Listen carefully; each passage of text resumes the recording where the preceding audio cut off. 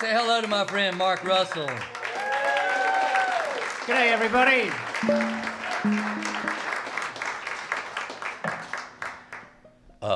Mark is originally from Australia. You might have noticed that, but he recently, for reasons unbeknown to anybody, became an American citizen. Yeah, I hope you're voting the right way. If that's the yeah. He lives in Boston now. I live in Cambridge, Cambridge, Massachusetts. excuse me. So my vote's really going to make a big difference. Yeah. Let's see here. I'm going to do another poem. This, by the way, is a poetry book that I wrote, came out last year, called My Advice to Pilgrims. This is a poem. Excuse me. The name of this poem is Things Do Not Happen for a Reason.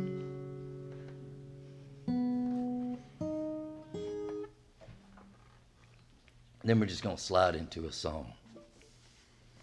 It is not the price of the booze, but rather the accompanying cost of bad decision making that ultimately raises the curtain on one's life.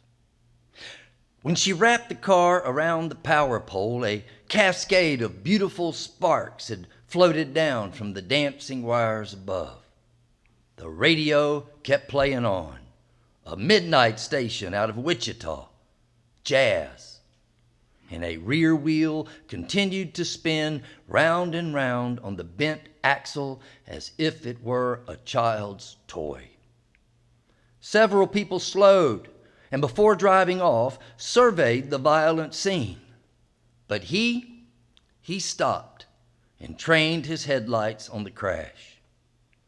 Her car was on its side, and through the glare of the cracked windshield, she watched him approach, circumspect, tucking in his shirt, a man with a job to do.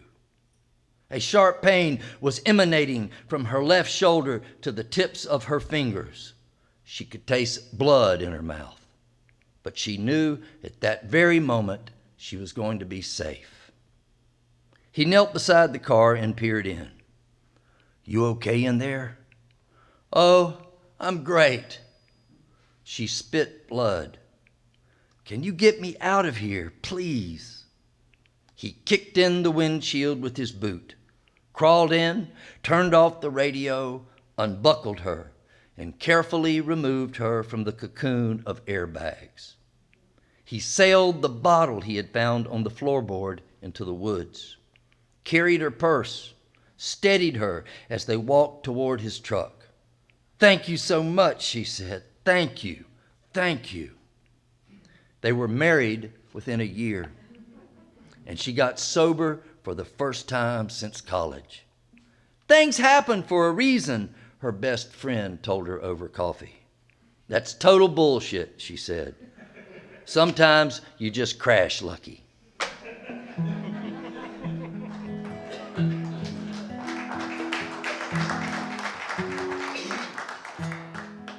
There's a basement in her heart where she keeps a little box, and it holds the name of every man she ever dared to love. Yeah, they're all right there. Every sad and wounded one, even those that drew her blood or left her stranded high and dry. But still she goes down there, down those dark and dangerous stairs, where it can be too much to bear, and still she cannot get enough. It's in the basement of her heart, it's where she keeps that little box, and it holds the name of every man she ever dared to love. Yeah, it gets a little weird when she up and goes down there.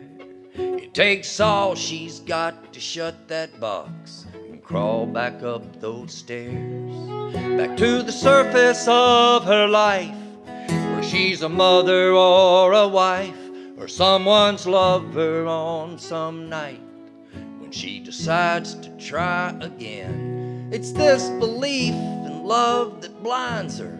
And so once again we find her. Yeah, she's unafraid, 'cause come what may, she knows that she can go back to the basement of her heart, where she keeps that little box, and it holds the name of every man she ever dared to love.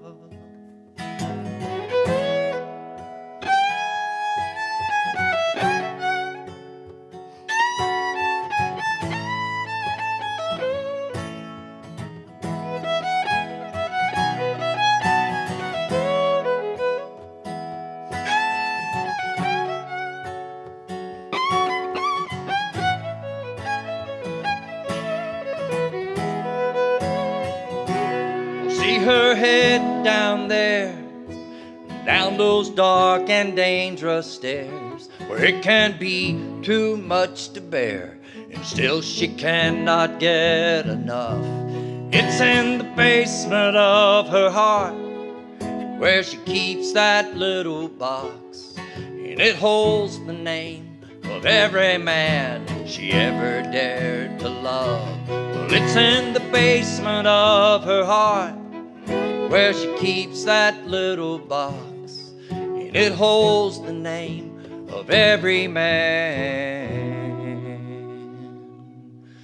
that she has ever loved.